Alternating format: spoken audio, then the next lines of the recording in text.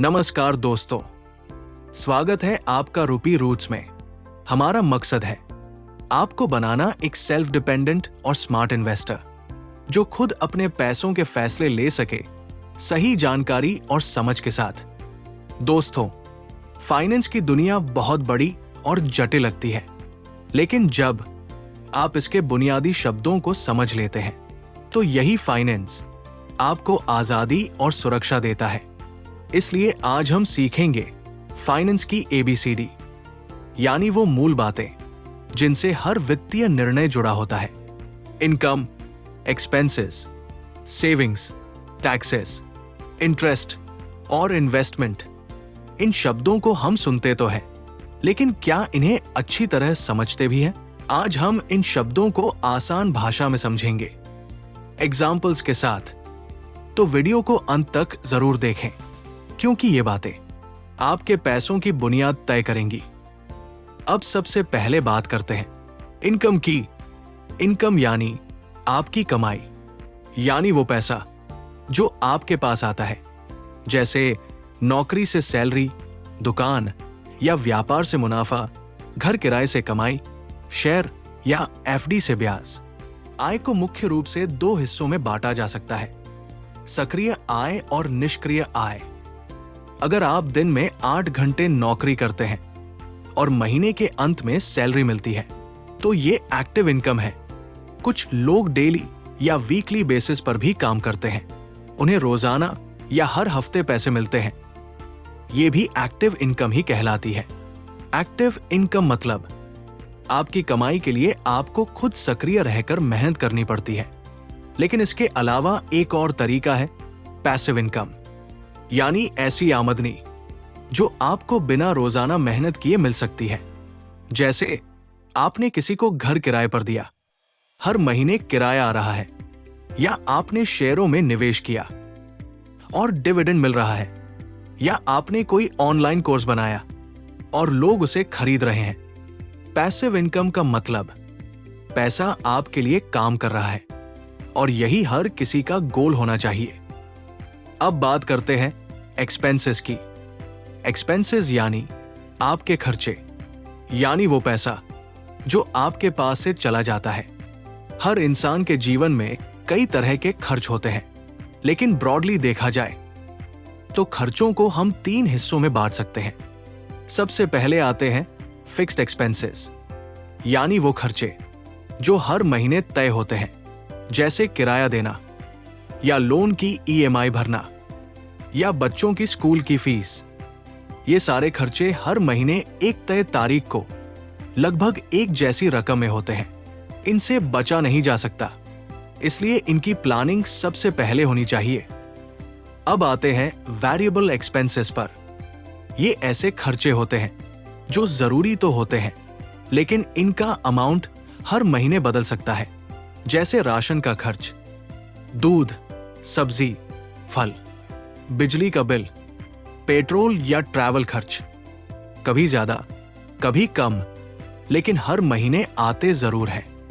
और तीसरी कैटेगरी है ओकेजनल एक्सपेंसेस, यानी वो खर्चे जो हर महीने नहीं होते, लेकिन जब होते हैं तो जेब पर असर डालते हैं, जैसे किसी की शादी में जाना, घूमने निकलना, या अचानक नया फोन या फ्रिज खरीदना पड़ जाए।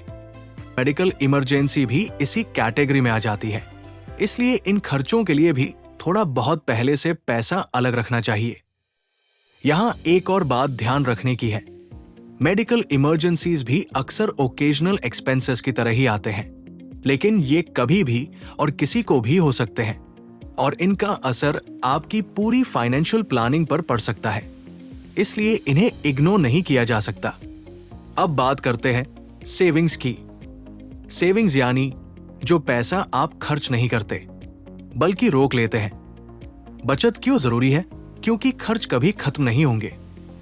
अगर आपने 50,000 कमाए और 50,000 ही खर्च कर दिए, तो इमरजेंसी में या फ्यूचर प्लानिंग के लिए कुछ नहीं बचेगा।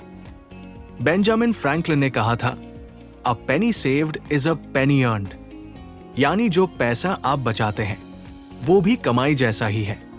सेविंग के 2 पॉपुलर प्रिंसिपल्स हैं। एक, don't by what you don't need, यानी जरूरत ना हो तो मत खरीदो, चाहे ऑफर कितना भी अच्छा हो।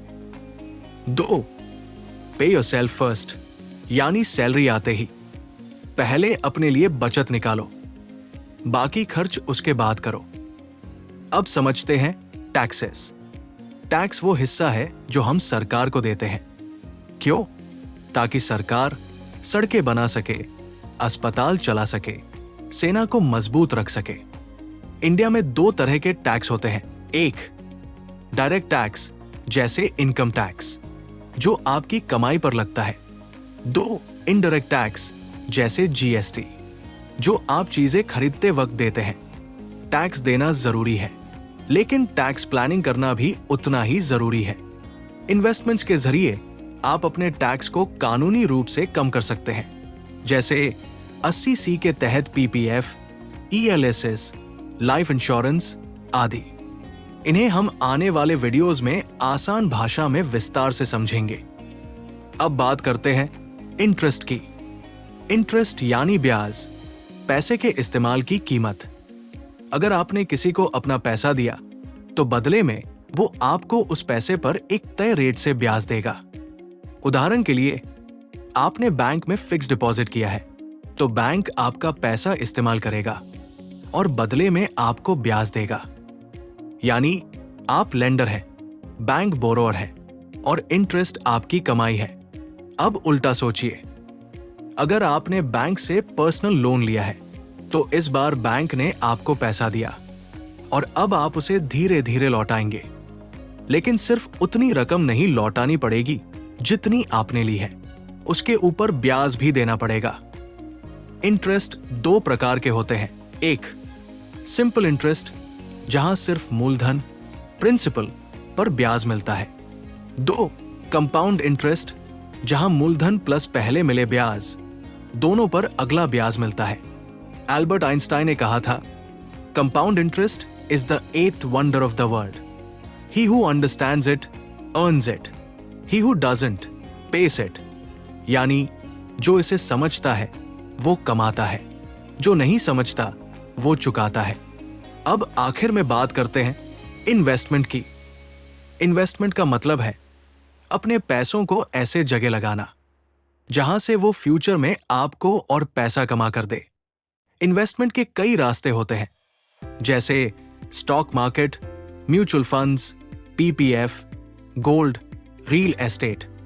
अब एक और जरूरी बात समझते हैं, जब आप कहीं पैसा निवेश करते हैं तो आप उम्मीद करते हैं कि आपको उससे कुछ लाभ मिलेगा, यानी आपके लगाए गए पैसों पर कमाई होगी। इसी कमाई को कहते हैं रिटर्न। रिटर्न का मतलब है आपने जितना पैसा लगाया उसके बदले में कितना ज्यादा पैसा आपको मिला। लेकिन ये रिटर्न तभी मायने रखता है जब वो आपकी चीजें खरीदने की ताकत को बनाए रखे या बढ़ाए। क्योंकि एक और चीज है महंगाई, जिसे अंग्रेजी में इन्फ्लेशन कहते हैं। इन्फ्लेशन का मतलब है वक्त के साथ चीजों के दाम बढ़ते जाना। आज जो सामान 100 रुपए में मिलता है, कुछ साल बाद वही 110 या 120 रुपए में मिलेगा। यानी आज का 100 रुपया भविष्य में उतनी चीजें नहीं खरीद पाएगा। अब सोचिए, अगर आपका पैसा बैंक में पड़ा है और उस पर आपको 5% का ब्याज मिल रहा है, लेकिन हर साल महंगाई 6% बढ़ रही है, तो दिखने में तो आपका पैसा बढ़ रहा है, लेकिन असल में आपकी खरीदने की ताकत घट रही है। इसलिए जब भी आप निवेश करें तो सिर्फ रिटर्न मत देखिए, ये भी देखिए कि क्या आपका निवेश महंगाई को हरा पा रहा है।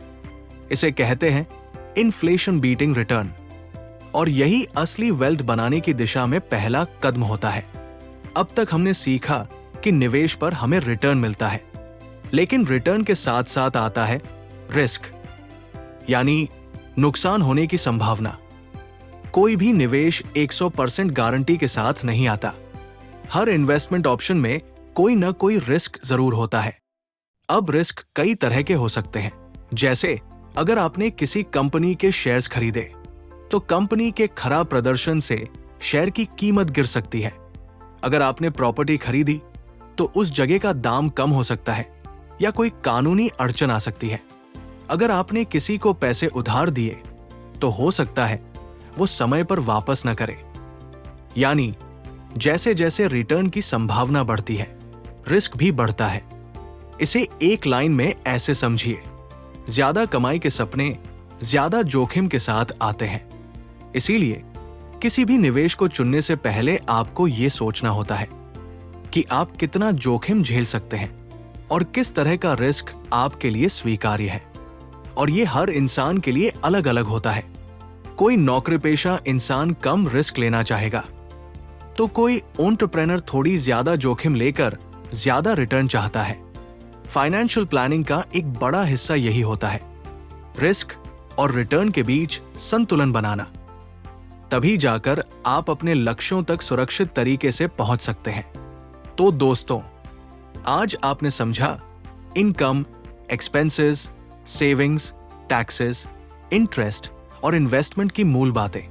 साथ ही जाना इन्फ्लेशन क्या होता है, रिटर्न का क्या मतलब है और रिस्क क्यों समझना जरूरी है। हम आगे हर टॉपिक को विस्तार से समझाएंगे, जैसे शेयर मार्केट क्या होता है, इंश्योरेंस क्यों जरूरी है, टैक्स प्लानिंग कैसे हो।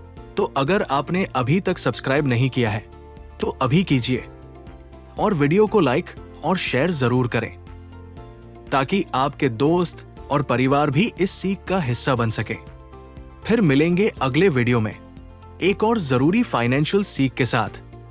तब तक सीखते रहिए, सोचते रहिए और स्मार्ट बनते रहिए। रूपी रूट्स के साथ